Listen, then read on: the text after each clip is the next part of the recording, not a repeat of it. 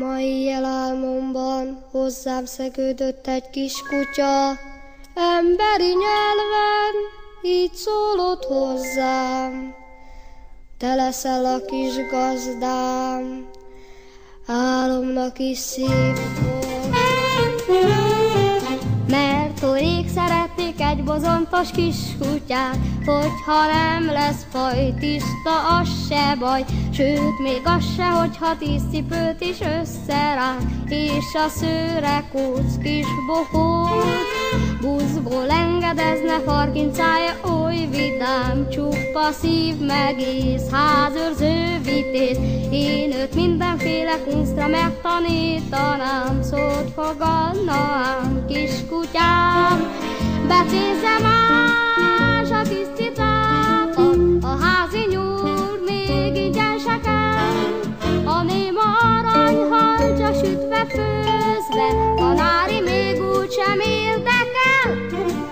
Mert hogy rég szeretnék egy bozontos kis kutyát, hogyha nem lesz faj, tiszta, az se baj.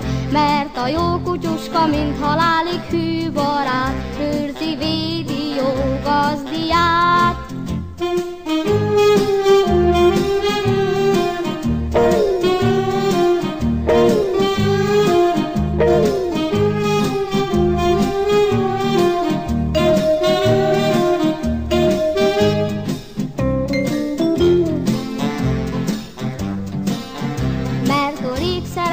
Egy bozontos kis kutyát, hogyha nem lesz faj, tiszta, az se baj.